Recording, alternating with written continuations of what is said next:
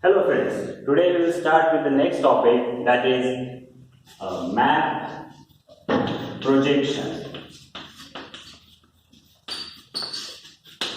Okay, so as we know, map projection is one of the elements of map. We know there are four elements of map. One is scale, another one is projection that we are going to learn here, and third one is sign and symbol, and obviously fourth one is north. These are the four elements we learned about the scale, and now we are going to learn about the projection. In next topic we are going to learn about sign and symbols and north as well. Okay, so what is mean by map projection and what are the types of map projection, that we are going to learn in this session. Okay, so basically map projection is a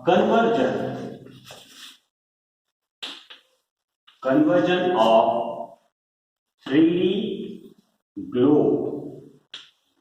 As we all know, the earth is in a geoid sphere, okay, and that is in a format of this kind of lines are there on the globe, and this circular spherical shape we call it as a globe. So conversion of 3D globe into 2D map is we call it as a projection. Okay, so projection means what? We are going to project something on a plain paper. Okay, plain paper means that is 2D map. Okay, so why we require a projection? So globe is not a handy, we cannot carry it everywhere. Okay, so if this is a globe, there are certain lines on it. The parallel lines are called as a latitudes and vertical lines are called as a meridians or longitudes. Okay, so here if we are trying to get some distances, we cannot get it because there are some angular distances, because this is a spherical in shape. Okay, but if we convert this into a 2D map, so we'll get these kind of lines. So the meridians will be in a straight line. Also, some horizontal lines are in a straight line. So here we are getting linear distances. Okay. So these kind of uses of map projections, for that we are using map projection. Okay. Now next thing, elements of map projection. The first one is reduced earth. So what is mean by reduced earth? That I will come to know. The next element is parallels of latitude. Parallels of latitude. Then third one is meridians of longitude.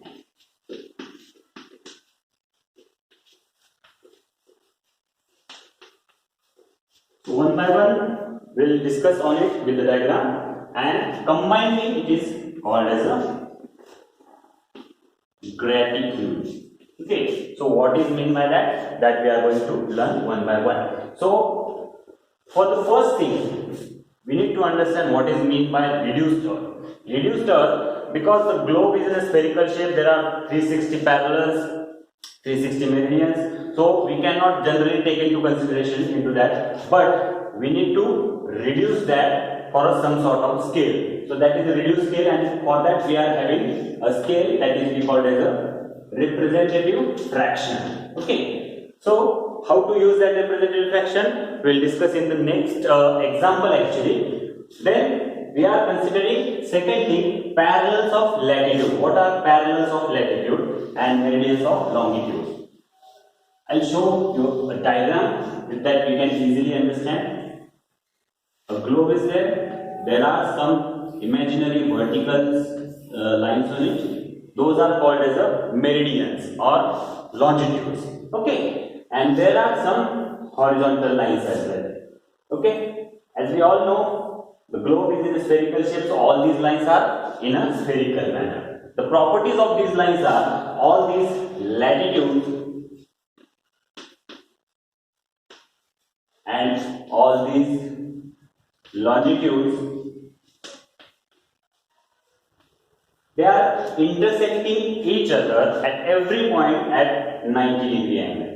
Okay, everywhere they are intersecting each other at the 90-degree. Okay, so and all these longitudes are meeting at the northern pole and southern pole.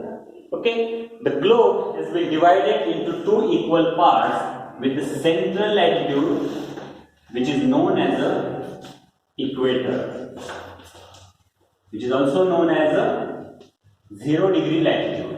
Okay, so this northern part we called it as the northern hemisphere, and this part we called it as a southern hemisphere.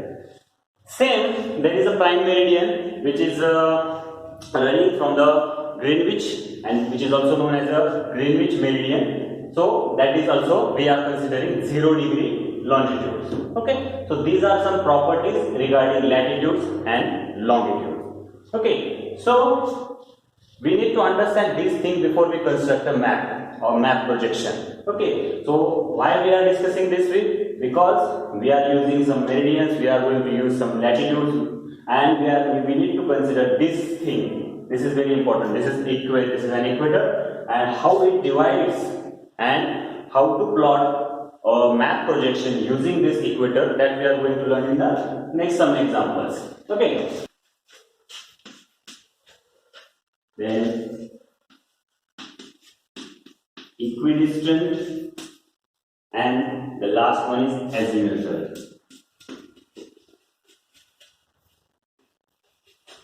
Okay, so what are these? First one, conformal, it is regarding a shape or true shape. The shape of the region, shape of the area, shape of the country has been preserved in these types of projections. Then the equal area, obviously it is related to the area. The area in a square meter, square kilometer, in hectare, it has been preserved in these kind of projections. Equidistance, here the distance has been maintained. Okay, distance, equidistance, here the distance has been maintained everywhere in the projection. And the azimuthal is related to the direction. So the direction has been preserved everywhere in these kind of projections. Okay. So the next thing is on the basis of methods of construction. Okay. Methods of construction, perspective, non-perspective are the types of the methods of construction, and some sort of mathematical projections are also there. Using some mathematical formula, we are going to construct it and plot it. Okay, now on the basis of developable surface, that is more important and that is included in your syllabus. So we are going to discuss rightly here third class of the map projection, and that is on the basis of developable surface.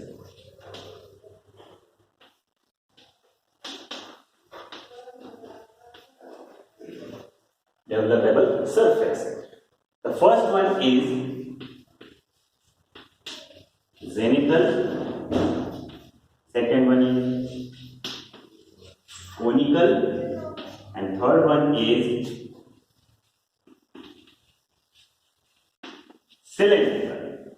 Okay, so one by one we are having a look on it, because we need to understand the subtypes of all these type of projection. There are two types of zenithal projection, there are many types, 2-3 types of conical projection, again there are 2-3 types of cylindrical projection, but we are going to understand how to construct each type in a 2 examples. Okay, so first we are trying to understand how to construct or what is meant by zenithal projection in this manner. Okay, so what is meant by zenithal projection in the developable surface, and what is the developable surface? First, that we are going to understand. The zenithal means we are putting a plain paper on a globe, and whatever is the perception of the latitudes and longitudes, that we are going to plot on a plain paper. Okay, suppose there is a globe, and we know there are imaginary lines of meridians, lines of parallels, latitudes.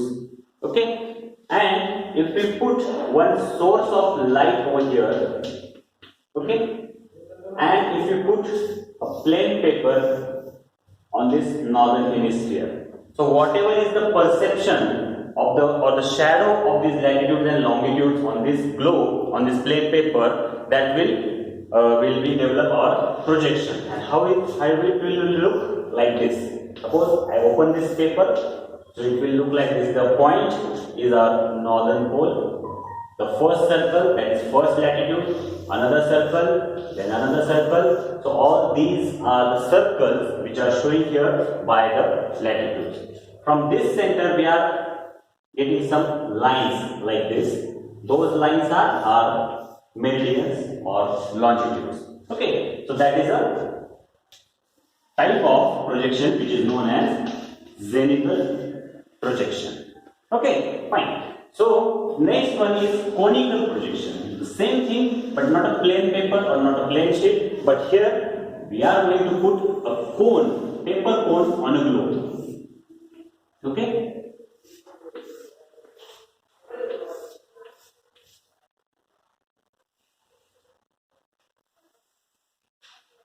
This is a cone. The paper cone I am going to drape on the globe, and whatever same position the light source will be there, and whatever the perception of the shadows of the latitudes and longitudes that are going to be imprinted on this cone. If I open this cone, it will be look like this. Plain paper is as it is, and if I open this cone, then I am getting the impression of latitudes like this, and again these straight lines are showing the longitudes. Okay, so these are the conical projections. So if you are seeing here, some part of the cone is getting touched with the globe, and here whatever is the parallel we get, that parallel is called as a standard parallel.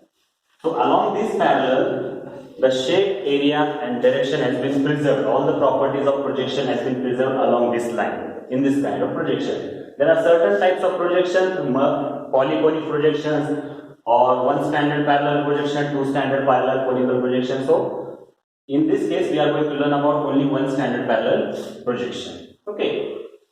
Then the third type, third developable surface is cylinder. The same thing, cylindrical projection. Again the globe is there, and instead of plain paper or instead of cone, we are going to put one cylinder of paper. Okay, and then whatever is the impression of these latitudes and longitudes getting imprinted on this plain paper, if I open this paper, I'll get the impression like this: straight lines of latitudes, straight vertical lines of longitude, and this is a grid. This grid is my cylindrical projection. Okay. Cylindrical projection. And here we are going to come to know that combining these longitudes and these latitudes form a grid, and this grid is generally called as a gratitude. Okay, fine. So here we are going to understand why we are going to use the projection, and that is the part of need of map projection. The first one, as I told you, because globe is not very much handy, we cannot carry everywhere, so therefore we are going to use the projection. Similarly, it is easy to compare region to region, area to area. It is easy for measuring the distances from place to place, and that's why we are using the projection instead of a globe. Okay, so globe is there, and we are going to transform it into a 2D map using a method which is called as a projection or map projection. Okay, thank you very much.